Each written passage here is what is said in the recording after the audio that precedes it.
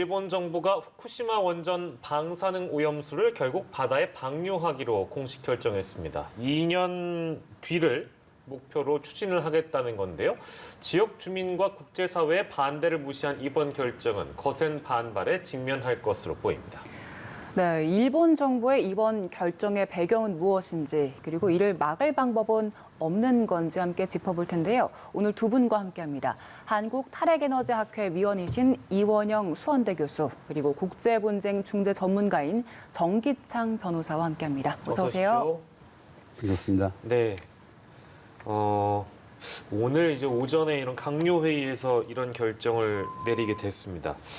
그래서 뭐 굉장히 거센 반발을 살 만한 그런 일인데 이원영 교수께서 보시기에는 일단 그 배경은 뭐라고 봐야 될까요? 그 배경을 좀 짚어주신다면요. 그 후쿠시마 사고 이후에 일본에서 이러한 움직임에 대해서 시민사회에서 상당히 걱정을 많이 했습니다. 네네. 정부가 그동안 시민사회하고 의논하지 않고 일방적으로 진행하는 부분에 대해서 그래서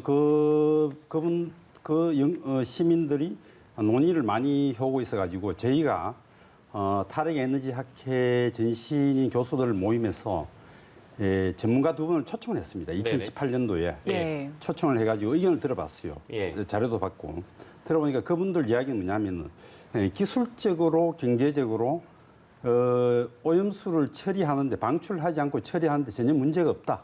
예. 문제가 없다. 예. 경제적으로도 별로 돈이 많이 들지 않는다. 예. 하는 이야기를 했습니다. 네.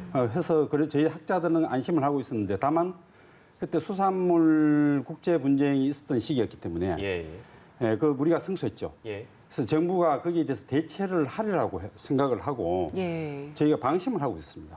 우리 교수들도 학계에서도. 예. 근데 지금 다시 이 문제가 나오는 걸 보니까 그동안 우리 정부에서 조금 대응이 소홀하지 않았나 하는 그런 가운데 이 일본 정부가 또 갑작스럽게 이렇게 결정을 하게 되는 부분에 대해서 저희도 좀 의아스럽게 생각을 하고 있는 편입니다. 아, 네. 그러니까 설마 방류를 결정하겠어? 네. 라는 그런 생각들도 뭐 교수님들뿐만 관련된 학계인 교수님들뿐만 아니라 우리 정부 역시도 그런 생각을 했을 수 있고 실제 이렇게 하리라고는 아무도 생각 못했을 것이다. 근데 정부는 좀 다르죠. 우리는 이제 학계니까 호기심에서 또 이렇게 학자로서의 의무감에서 조사도 하고 같이 의논도 하고 할 수 있는데 정부는 틀림없이 대응을 했어야죠. 예. 지금 만에 하나의 문제에 대비해서 좀 국제적인 연대도 꾀하고 조사도 공동으로 하고 이런 해류에 만약에 방출했을 경우 해류의 움직임이라든가 이런 해양 환경상의 측면에서 이제 대응은 했어야 되는데 다만 아직까지 그것까지는 진행이 안 되고 있는 것 같고 다만 이제 이런 문제에 대해서 이제 적극적으로 대응하겠다는 움직임을 보이고 있는 것 같습니다. 네, 일본 정부에선 당초 이 오염수 문제와 관련해서 그 보관 부지를 확보해서 거기에 보관하는 쪽으로 결정을 내렸던 걸로 알고 있었는데 오염수를 방출하겠다 이렇게 방향을 튼 이유는 뭘까요? 저는 저희 일단 과학적인 관점에서 이야기를 좀 해보자면은 방사능 핵종 가운데서 삼중수소에 대해서는 아직 학계에서도 이거 위험성에 대해서 정확하게 파악이 안 되고 있다고 합니다.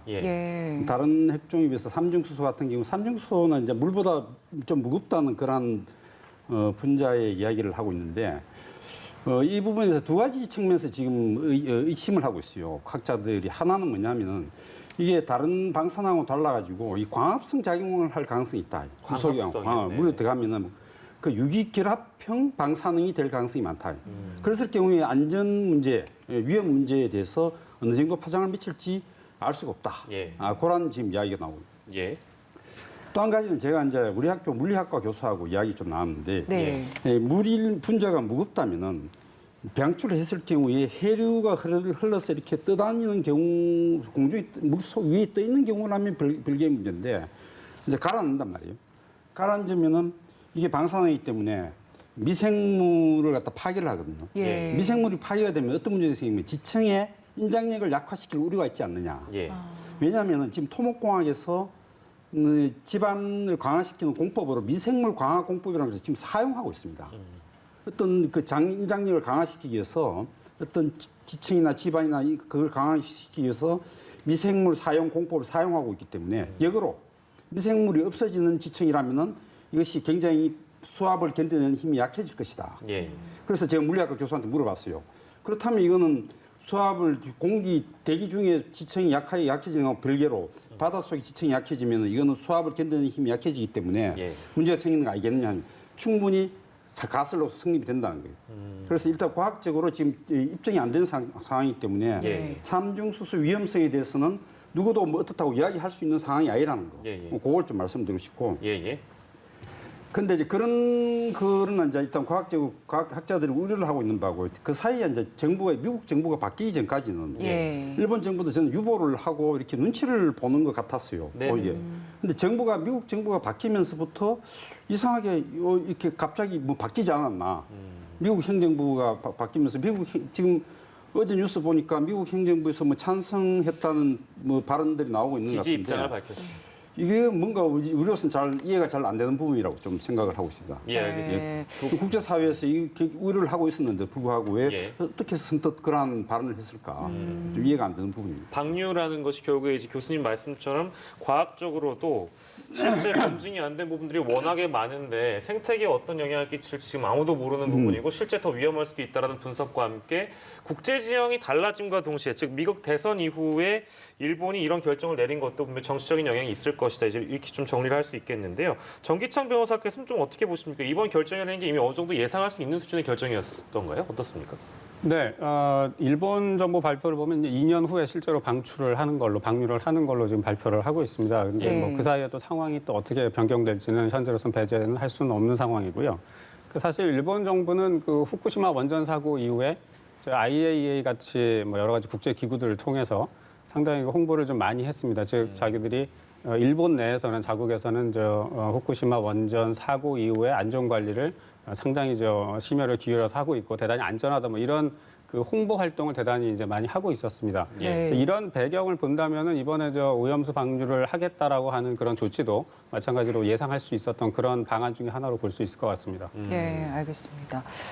교수님께서 앞서 짚어주신 대로 삼중수소와 관련해서는 이게 앞으로 어떻게 작용할지를 모르는 상황인 네, 거잖아요. 상황이죠. 근데 이런 상황에서 방류를 하겠다 결정 내린 일본 정부는 그럼 앞으로 이걸 어떻게 처리하겠다는 겁니까? 이 근본적으로 이게 저희가 이제 그때 일본 전문가로부터 받은 자료를 예. 보면은 이런 데이터가 나옵니다. 이 처리하는 비용에 관한 문제거든요. 예. 처리하는 비용에 관한 문제인데 이걸 처분했을 경우에 여기 비치입니까? 네, 저희 잠시만요. 네, 저희가 카메라. 좀 자세하게 잡을 수 있다면 그 노트북을 좀 더 예, 이렇게 틀어주시겠습니다. 예. 네네. 자 이렇게 이걸 보시면은 예. 네, 잘 보이는 것 같습니다. 여기 이제 처리를 하는데 방식에 따라서 돈이 여러 가지로 많이 드는데 예. 가장 경제적으로 기술적으로 합리적인 방식이 뭐냐면은 약 330억 엔만 들이면은 네. 충분히 반감을 할 수 있을 정도 기간까지 예. 제정할 수 있다. 330억 30억 엔. 예. 그러니까 곧 2016년도에 나온 자료거든요. 예. 예. 일본 자료인데 예. 330억 원이 우리 돈으로 하면 3,300억 원이잖아요. 1조도 안 되는 돈이에요. 예. 예. 그보다 더 든다 할지라도 예. 이거는 충분히 경제적인 문제거든요. 예. 경제적으로 처리할 수 있는 문제인데 이런 부담을 갖다가 안 하고 해양 방출을 하게 되면 34억 원에 예. 그러니까 한 10분의 1 정도 줄일 수 있다는 얘기죠. 예. 아마 그 돈 문제 때문에 쭉 이렇게 방출을 하겠다는 것인데 그게 저희가 잘 이해가 납득이 안 되는 부분입니다. 결국에는 그런 비용의 문제인 건지 예. 지금 환경단체에서 지적하기로는 이 삼중수소의 반감기가 12년 정도 되고 예. 그러면 이걸 육상에 보관하면 위험도를 크게 낮출 수 있다는데 그렇죠. 왜 이런 대안은 선택을 그래서 안 한 그게 건지. 그 부분이 이제 조금 저희가 네. 일본 정부가 잘 이해가 안 되는 부분인데 이 부분에 대해서는 좀 뭐라고 이해를 해야 될까? 지금 지구촌에 비상식적인 일들이 많이 일어나고 있지 않습니까? 네네. 그래서 이제 이게 좀 국가 간의 갈등이라든가 의사결정이라든가 이런 문제에 대해서 국제사회가 공동으로 중재도 하고 통제도 하고 하는 그런 시스템이 작동이 돼야 되는데 원전 문제만큼 그게 안 되는 것 같아요. 예. 왜냐하면 그러한 기능을 하고 있는 미국도 원전 문제에 대해서 자유로울 수 없는 좀 이렇게 공정한 입장이 아니라고 지금 생각이 되는 그런 체제에 놓여 있기 때문에 예. 그 유엔뿐만 아니고 그 유엔에는 이 연전을 제대로 감시하는 기능이 없어요. 기능이 없고 IAEA라는 국제 원자력 기구라는 원자력 기능을 하는 기구에다 의사결정을 맡겨놓고 있는데 예. 이게 지금 국제적으로 원전의 안전 감시라든가 핵발전소의 문제라든가 무기라든가 핵무기라든가 이런 것을 객관적으로 컨트롤하고 감시할 수 있는 기능이 지금 없는 상태다 보니까 이 원전 방사능 위험 문제에 대해서 국가가 이미 결정을 해도 이것을 통제를 못하니까 통제하지 않는 상황에서는 어떤 일을 벌일 수 있는 거거든요. 국제 관계에서는. 예, 예. 그래서 이제 일본이 이런 의사 결정으로 나오지 않았나. 이런 의사 결정을 할 수 있으니까 하는 거지 못하게 하면 못했을 것인데 그렇겠죠. 네. 그러한 걸로 보고 있습니다. 지금. 예. 그 국제적으로 봤을 때 이런 결정을 충분히 할 수 있는 상황이 있었기 때문에 이런 결정이 내려진 것이라는 말씀 주셨는데 쉽게 얘기하면은 누울 자리 보고 누웠다 이렇게 볼 수도 있는 것이겠거든요. 실제 그런 정치 지역, 국제 정치 지역 안에 일본이 들어가 있다고 보십니까? 어떻습니까, 변호사님께서는? 뭐 국제 사회에서는 사실 뭐 주권 없는 국가의 행위에 대해서는 이제 어느 정도 존중을 하는 입장이고요. 예. 대신 이제 국제법상 그 주권 행위로서 발생하는 책임에 대해서는 이제 져야 됩니다. 네네. 그 국가에서 예. 여러 가지 뭐 규율을 하고 있는데 일반적으로 국제법에서는 어떤 피해가 초래되거나 아니면 피해가 초래될 상당한 가능성이 있는 경우에도 이제 규율을 하는 경우가 이제 많이 있습니다. 예. 또 일본이 이번에 방류하는 건 아까 저기 보도에서 나왔지만 일본 어민들이 제일 먼저 반대를 하고 있거든요. 네. 그래서 가장 큰 피해는 아마 일본 그 어민들이 아마 받게 될 것이고요. 예, 예. 그리고 뭐 주변국 우리나라와 중국 그리고 또 태평양 연안국들한테까지 이 피해가 이제 초래될 가능성이 있습니다. 예. 근데 이제 아까 우리 교수님께서 저 삼중 수소의 위험성에 대해서도 이제 말씀을 하셨는데 이런 위반 가능성이라고 하는 건 사실 저 과학적인 사실에 기초를 해서 예. 이제 나중에 판정이 이제 내려지게 되는 경우거든요. 네. 예. 그 지금 만약 어떤 위험성이 충분히 알려진 경우라면은 사실은 우리가 국제법적인 압박을 좀 더 가할 수가 있겠지만 예. 여기에 대해서는 좀 과학적인 사실이 나중에 결국은 그런 삼중 수소와 같은 방사능 핵종의 어떤 위해성에 대한 판단이 예. 우선적으로 이루어지고 거기에 대한 판단이 국제법적으로 이루어질 것으로 이제 예상이 됩니다. 예. 예. 근데 잠깐 그 말씀 주신 것 중에 일본 어민들 반대한다 그랬잖아요. 근데 그건 일본 국내의 문제일 것이고 만약에 이 방류 결정이 실제 지금 내려졌고 방류가 되고 나면 뭐 지금 여러 가지 데이터 뭐 시뮬레이션 영상도 많고 막 지금 이런 걸 보면 뭐 중국뿐만 아니라 뭐 우리나라의 경우에도 피해가 클 것으로 예상이 되고 있는 그런 상황인데 주변국들에 대한 피해 보상이나 이런 거에 대한 어떤 뭐 메시지는 전혀 안 나오고 있는 것 같아서 실제 그렇습니까? 일본의 지금 상황이라는 게 어떻게 보고 계세요? 일단 일본으로서는 아까 말씀드린 대로 자국의 어떤 저 후쿠시마 원전 사고 이후의 관리는 상당히 뭐 양호하다. 그리고 IAEA에서도 뭐 일부 뭐 거기에 대해서는 뭐 아주 부정하지는 이제 않고 있는 그런 입장으로 알고 있고요. 예. 그러다 보니까 지금 말씀하신 대로 주변국에 대한 어떤 워낙 여기에 대해서는 일본으로서는 세계적인 압박을 받았고 네. 또 우리나라와도 갈등이 있고 마찬가지로 중국이나 대만 등 주변의 국가들과는 상당히 후쿠시마 원전 관련해서 뭐 수산물의 수입이라든지 하는 부분에 있어서 압박을 많이 받고 있는 상황입니다. 예. 그래서 이제 일본의 입장에서는 어떤 주변국의 어떤 그런 피해를 미리 뭐 이렇게 좀 챙기기에는 사실은 좀 부담이 좀 있을 것으로 생각이 되고요. 예. 예. 그래서 이제 말씀드린 대로 국제법상 주변국들 특히 우리나라가 이제 얘기할 수 있는 부분은 아까 말씀드린 대로 피해를 초래할 상당한 가능성이 있는 경우에는 예. 저희들이 뭐 거기에 국제법에 근거해서 일본 측에 압박을 가할 수 있을 것으로 뭐 생각이 근데 그 듭니다. 국제법에 근거하려면 아까 말씀해 주신 대로 삼중 수소와 관련된 실제 뭐 해양 생태계 오염이라든지 이런 거에 대한 과학적 데이터가 기반이 돼야 그 다음에 움직일 수 있는 부분이라. 그렇습니다. 그리고 맞습니다. 그런 이런 어떤 과학적인 사실 뭐 방사성 핵종 같은 경우에 대해서는 뭐 연구가 많이 이루어졌고요. 예. 그리고 사실은 분쟁의 가장 핵심인 사실관계가 이것이 얼마나 위험하냐의 문제이기 네네네. 때문에 이게 뭐냐면 국제해양법 재판소라든지 아니면 뭐 우리 정부가 승소했던 WTO로 간다든지 하더라도 사실은 실질적으로 그 판단을 가름하게 될 결정적인 사안은 이런 과학적인 사실관계가 될 것으로 보입니다. 네, 저희가 이 오염수 방류로 인해서 얼마나 위험하게 될지 그리고 오염수가 방출이 되면 어떻게 주변국들까지 영향을 미치게 될지 영상을 하나 준비했습니다. 네네. 네, 지금 독일 해양연구소에서 만든 시뮬레이션 영상인데요. 이게 지금 방류가 되면 7개월 뒤면 오염수가 우리나라 제주도 근처까지 오고 1년 6개월이 지나면 동해 대부분 지역까지 파고든다. 이렇게 영상이 확인되고 있습니다. 영상만 봐도 예. 굉장히 좀 뭐라고 해야 될까요? 좀 소름 끼치기도 하고 예. 무서운 영상이긴 한데 이건 어디까지나 시뮬레이션이라는 부분을 다시 한번 좀 강조를 해드리고 교수님께서 이 시뮬레이션 영상은 어떻게 접해 보셨는지 모르겠습니다만 맞습니다. 이게 실제 가능한 일이라고 보십니까? 어떻습니까? 충분히 가능합니다. 예예예. 좀 부연해 주신다면요. 예. 그 지금 이런 시뮬레이션은 충분히 가능하고요. 그 우리가 어떤 관점으로 이제 이 문제를 봐야 되냐면은 예.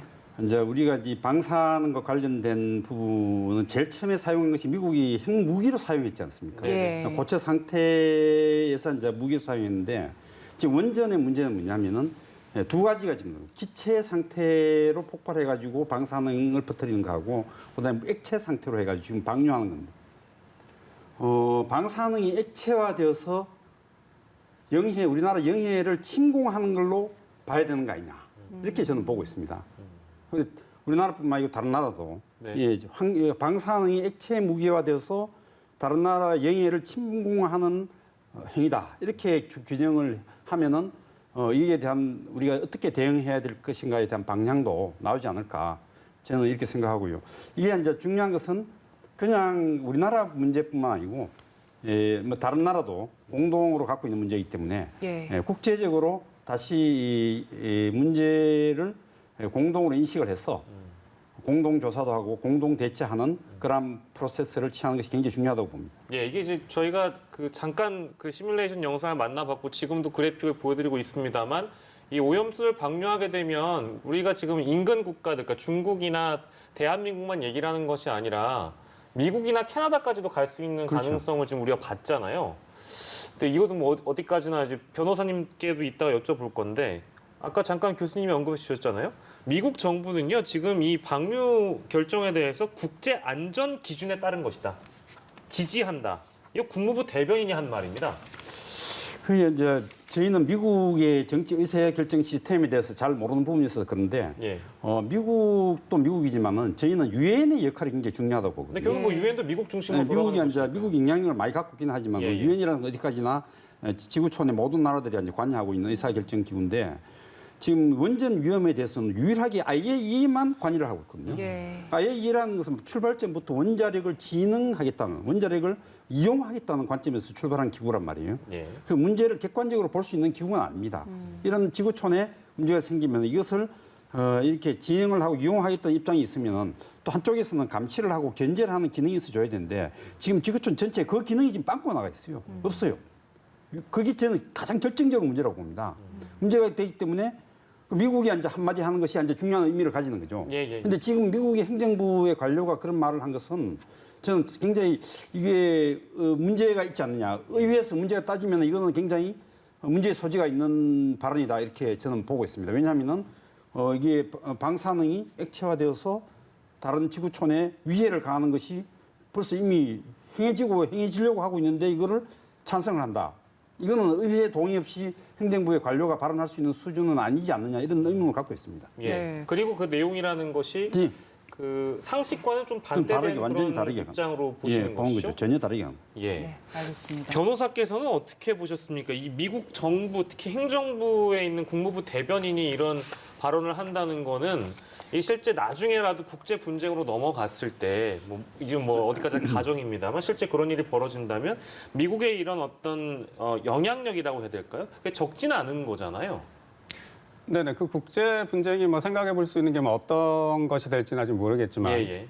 일반적으로 미국 국무부 대변인의 이런 발언이 어떤 중요한 증거로 사용되는 경우는 거의 없습니다. 예. 근데 여기 보시면은 지금 이제 어떻게 번역되느냐의 문제인데, 네네. 지금 제가 아침에 저기 국무부 발언을 한 거를 저 프린트를 해서 왔는데, 원문으로. 네네, 원문으로 되어 있습니다. 여기에서는 이제 미국 정부가 그 일본 정부를 지지한다라는 입장을 강하게 표현하고 있지는 않고요. 여기서 그렇습니까? 얘기한 거는 그 aware라고 하는 영어 단어를 쓰고 있는데 이거는 미국 정부가 지금 일본 정부의 어떤 지금의 조치에 대해서 지금 뭐 인식한다, 인지한다, 뭐 이렇게 되어 알고 있고요. 있다 정도인 겁니다. 네네. 그게 이제 그 내용들은 뭐냐면 일본 정부가 뭐 여러 가지 옵션들을 생각을 했고, 그리고 일본 정부로서도 여러 가지 옵션과 그 영향에 대해서 이제 여러 가지 뭐 이렇게 좀 무게를 재어봤고, 그래서 현재 일본 정부가 취한 조치는 이제 국제적으로 이렇게 좀 채택이 되는 그 누클리어 세이프티 스탠다드라고 하는, 그러니까 어떤 핵 안전 기준에 대해서 이걸 뭐 어떻게 해야 될까요? 뭐 in accordance with라고 하는 거 뭐 따라서 부합해서 뭐 여러 가지로 이제 해석이 될 수 있는데 예. 이게 뭐 상당히 뭐 일본 정부의 어떤 정책을 강하게 지지하는 걸로 보기는 좀 쉽지 않을 것 같습니다. 뭐 좀 더 자세히 살펴봐야 되겠지만. 예. 그래서 미 국무부가 이제 발표한 대로 이게 이제 국제 기준에 대해서 이런 식으로 인지하고 있다라고 이제 얘기를 한 거는 사실 정부의 입장에서 어떤 발언을 할 때는 단어 하나가 굉장히 중요하지 않습니까? 예. 이거는 이제 우선은 뭐 미국 정부의 입장으로서는 뭐 존중할 필요는 있다고 생각이 듭니다. 예. 이게 뭐 특히 근데 이제 여기에서는 국제 기준을 얘기하는 것은 뭐 국제 통상이라든지 뭐 해양이라든지 환경이라든지 이런 데 보면은 이게 아까 말씀드린 대로 뭐 여러 가지 과학적인 어떤 사실관계가 중요하게 이제 역할을 하기 때문에 거기에 대한 국제 기준을 설정하는 경우가 많이 있습니다. 예. 그래서 이런 방사능과 관련된 것들은 뭐 IAEA도 있고, 그다음에 ICRP와 같이 뭐 방사선 방호 학회 같은 것들도 있고 상당히 이제 많이 있고 예. 서로 이제 과학자분들께서 연구를 이제 많이 이제 하게 되죠. 식품 안전에 대한 어떤 과학적인 것들도 있고. 예. 그러니까 이런 것들은 각 나라마다 어떤 주권 행위로서 하는 조치가 다를 수 있기 때문에 예. 이거를 좀 국제적으로 기준을 좀 어떻게 좀 일관되게 하자. 예. 너무 자의적으로 하지 말고 일관되는 어떤 기준으로 하자라는 측면에서 이제 그런 기준들이 많이 설정되어 있습니다. 유엔을 어떤 좀 그 중요한 어떤 그 무대로 해서 한마디로 호스트로 해서 예. 그런 것들이 이제 정해지기도 하고 유엔 산하기관들도 있고 독립적인 국제 기구들도 이제 있습니다. 그래서 이제 이런 국제 기준을 수용할지 여부는 사실은 개별 국가들의 주권 행위라고 볼 수 있는 거죠. 그래서 미국 정부가 일본의 어떤 이번의 옵션에 대해서 국제 기준과 어떻게 보면 뭐 이 표현이 뭐 정확하지는 않지만 부합한다라고 나름대로 인식한다라고 평가하는 것은 그 미국 정부의 어떤 주권 행위가 이제 될 수 있을 것 같고 우리 정부는 이제 우리 정부로서 이거를 평가하고 국제 기준에 따라서 볼 것인지 아니면 좀 더 엄격하게 볼 것인지 이제 우리 정부가 주권 국가로서 취할 어떤 결정이라고 생각을 합니다. 네, 알겠습니다. 이제는 일본이 방류 결정을 내렸고 앞으로의 과정까지 이제 2년 정도가 남았잖아요. 지금 절차들이 좀 남아 있는 걸로 알고 있습니다. 어떤 과정 남아 있습니까? 저는 이 문제에 이제 2년 정도 남아 있는 것은 국제사회가 충분히 대응할 수 있는 기간이 된다고 보고요. 이 문제의 본질이 뭐냐면은 사고가 나서 어쩔 수 없이 처리를 하다 보니까 무불강적으로 이렇게 나간 것이 아니고 고의적으로 다른 대안이 있음에도 불구하고 방출하겠다는 거거든요. 예. 이 부분이 저는 굉장히 중요하다고 봅니다. 다른 대안이 있음에도 불구하고 돈을 좀 더 들이면 되는데 많이 들이는 것도 아니고 조금 더 들이면 되는데 예. 고의적으로 방출하겠다. 이거는 인류에 대한 공격이라고 봅니다. 인류에 대한 공격, 지구촌 전체에 대한 공격이라고. 왜냐하면 해류가 돌면 전 지구를 다 돌기 때문에 이거는 그냥 그 전례가 되면 절대로 안 되는 사건입니다. 이게 만약에 일본이 고의적으로 버리는 것을 방관했다. 전례가 됐다. 그럼 일본이 뭐 후진국도 아니고 선진국이지 않습니까? 예, 예. 선진국이면 지구촌이 나라가 국가가 지켜야 될 기본적인 규범이 있고 법에서 딱 규정하지 않더라도 지켜야 할 기준이 있는데 그걸 오바를 해갖고 이게 고의적으로 방출했다. 이건 범죄행위거든요. 인류에 대한 범죄행위. 이거를 방관하는 것은 저는 있을 수 없다고 봅니다. 어떻게 해서는 국제적인 연대를 통해서 국제기구를 통해서 이건 반드시 막아야 된다. 예. 만약 이거는 저희는 아까도 말씀드렸지만 액체 방사능의 침략 행위이기 때문에 예. 주권 침해이기 때문에 이건 어떻게 보면 뭐 군사적인 행위에 준하는 엄정한 사건이라고 봅니다. 예. 그렇기 때문에 이게 막을 수 있는 모든 노력을 동행해가지고 막아야 되겠죠. 2년 예. 동안. 예. 뭐 인근 국가에서는 이제 주권 침해라고 생각하는 국가들은 강하게 반발을 할 것으로 예상이 되고 있고 우리 정부도 마찬가지로 이제 강하게 반발을 하고 있는 그런 상황인데 그 정보 공개를 일본으로부터 이제 받는 것이 당연한 것 아니냐. 결국에 이제 얼마나 엄정하게 잘 처리를 했는지 인근 국가들도 알 권리가 있다. 근데 만약에요, 일본이 어떤 이런 오염수 방출과 관련해서 구체적인 정보들을 인근 국가들한테 제공하지 않았다. 이것도 혹시 국제법 위반 소지가 있는 문제가 될 수 있을까요? 어떻습니까? 네네 맞습니다. 뭐 여러 가지 대부분의 국제 협정에서는 투명성 의무를 규정을 하고 있고요.